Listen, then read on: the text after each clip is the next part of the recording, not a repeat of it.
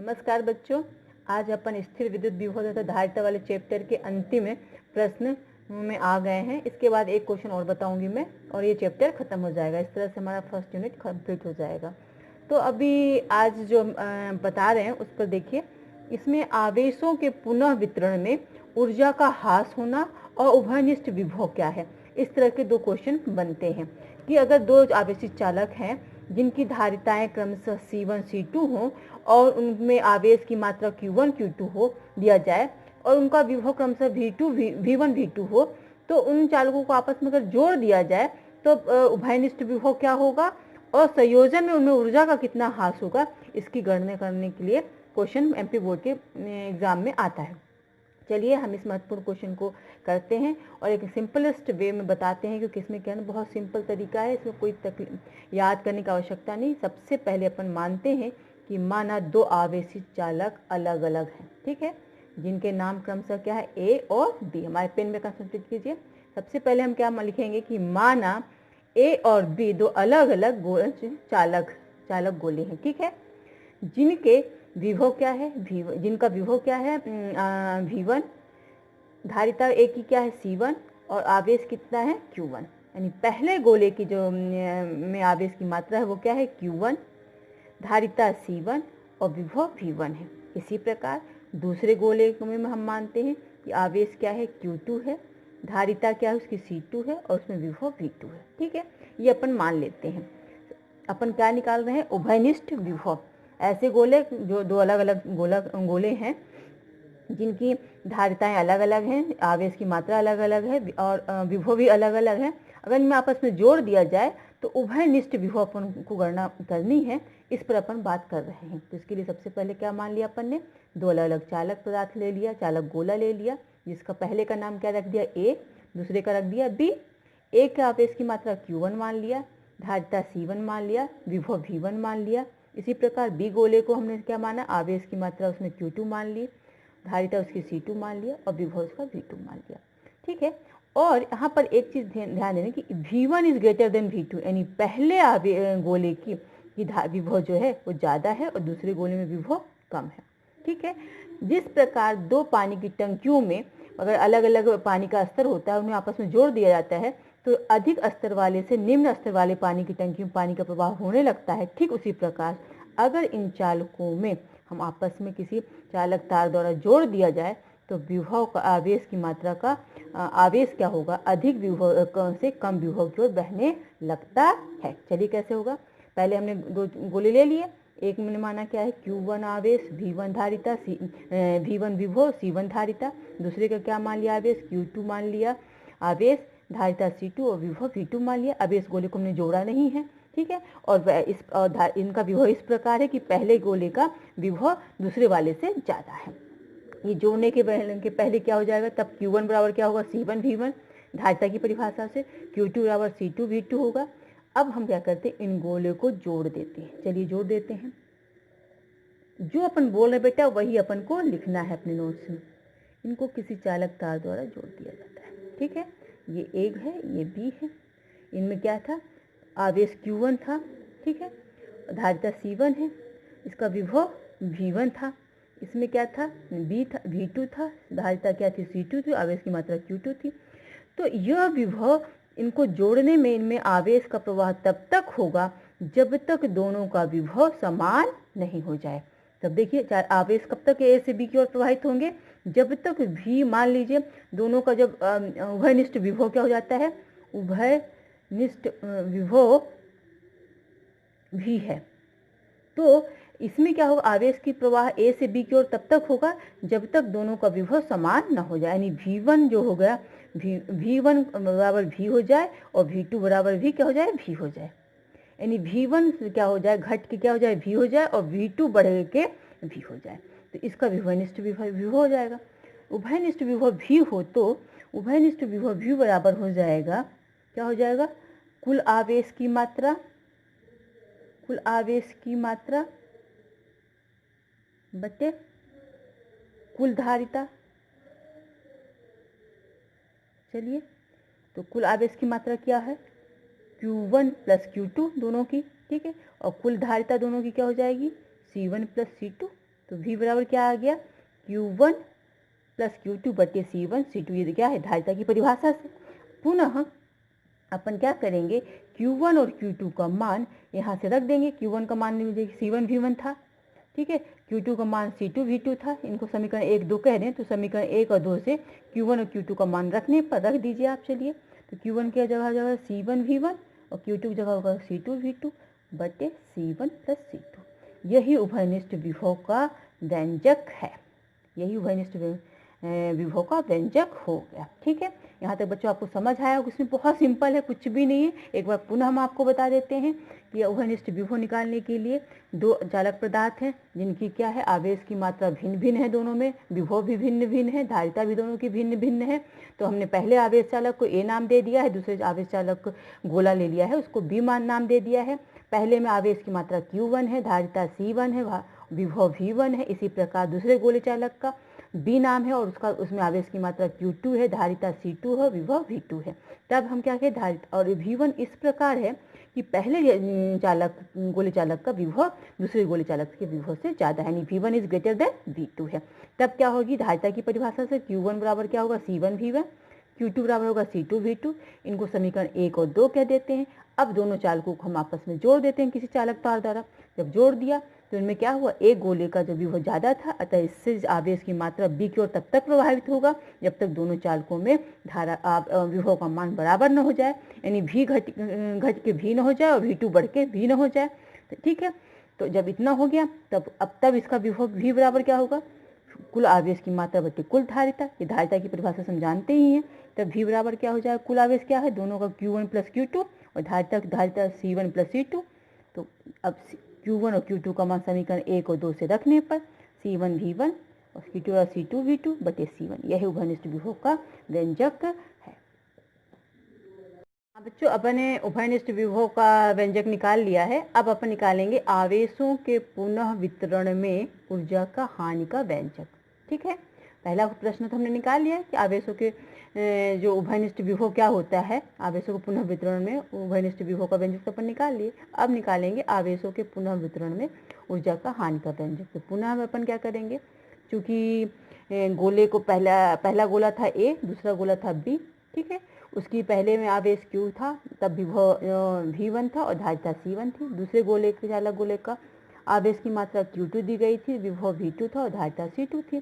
ठीक है, अब जब दोनों गोले को जोड़ा नहीं गया है, उस स्थिति में पहले गोले की जो ऊर्जा होगी वो क्या होगी, 1/2 C1 V1 स्क्वायर होगी। ठीक है, इसी प्रकार बी वाले गोले की क्या होगी, बी वाले गोले की ऊर्जा होगी, क्या होगी, की ऊर्जा होगा 1/2 C2 V2 स्क्वायर होगी। ठीक है, पहले गोले की ऊर्जा क्या हो गई, 1/2 C1 V1 स्क्वायर और दूसरे गोले की क्या हो गई, 1/2 C2 V2 स्क्वायर, जो अपने जोड़ा नहीं है तब। ठीक है, अब क्या करते हैं, तो जोड़ने के पहले दोनों गोलों को जोड़ा नहीं है, तो जोड़ने के पहले कुल ऊर्जा मान लो उन दोनों की क्या हो गई, उसको अपन U1 मान लेते हैं। यानी जोड़ने के पहले दोनों गोले का जो ऊर्जा है, कुल ऊर्जा U1 है, तो U1 का मान क्या हो जाएगा, 1/2 C1 V1 स्क्वायर बटे 1/2 C2 V2 स्क्वायर। यानी दोनों गोले के अलग अलग ऊर्जाओं को अपन योग कर दें तो जोड़ने के पहले कुल ऊर्जा निकल आएगी। उस कुल ऊर्जा को हमने किससे डिनोट किया है, U1 से। तो U1 ये आ गया पहला। ठीक है, इसको समीकरण 1 कह दो। ठीक है, अब दोनों गोले को हम क्या करते हैं, जोड़ देते हैं। दोनों गोलों को एक चालक पदार्थ से जोड़ दिया। ठीक है, तो जोड़ने के बाद क्या होगा, क्योंकि पहले का विभव आवेश जो हम Q1 दिए तो उसका विभव V1 था और धारिता C1 था। जब जोड़ देंगे तो चूंकि V1 is greater than V2 था, यानी पहले का विभव V2 से ज़्यादा था दूसरे गोले के चालक गोले से, तो यह आवेश का प्रवाह कब तक होगा, जब तक दोनों गोले का विभव समान न हो जाए, यानी V1 घट के क्या हो जाए, V हो जाए और V2 बढ़ के भी V1 हो जाए, यानी दोनों गोले चालक गोलों में विभव क्या हो जाए, V हो जाए। तब क्या हो जाएगा, तो दोनों का उभयनिष्ठ विभव क्या है, V है। तब चालक A की ऊर्जा क्या हो जाएगी, जोड़ने के बाद।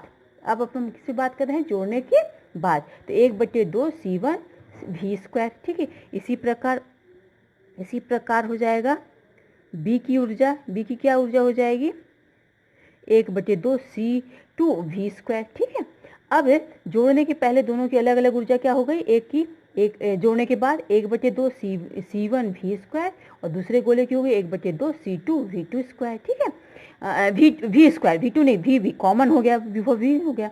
अब इनकी अगर जोड़ने के बाद कुल ऊर्जा को हम किससे डिनोट करें, U2 से करें, तो U2 बराबर क्या हो जाएगा, इन दोनों की अलग अलग ऊर्जा जोड़ने के बाद अलग अलग ऊर्जा के योग के बराबर, यानी 1/2 C1 V square 1/2 C2 V square. ठीक है, जोड़ने के बाद कुल ऊर्जा ये आ गई, तो इसको समीकरण अपन क्या कह देते हैं, 2। ठीक है, देखो जोड़ने के पहले की ऊर्जा क्या होगी, टोटल ऊर्जा, कुल ऊर्जा U1 है तो 1/2 C1 V1 square 1/2 C2 V2 square. जब दोनों गोले की ऊर्जा क्या थी जोड़ने के पहले, अलग अलग विभव था। ठीक है, अब जोड़ दिया तो दोनों का विभव समान हो गया, कॉमन विभव क्या हो गया, उभयनिष्ठ विभव क्या हो गया, V हो गया। तब उनकी ऊर्जा क्या होगी, A की ऊर्जा क्या हो गई 1/2 C1 V स्क्वायर और B की भी ऊर्जा 1/2 C2 V स्क्वायर। अब जोड़ने के बाद कुल ऊर्जा अगर U2 से डिनोट किए, U2 से संकेत है उसका, तो U2 बराबर क्या हो जाएगा, दोनों की अलग अलग ऊर्जाओं का योग, तो अपन निकल लिया, ये दोनों ऊर्जा मिल गई।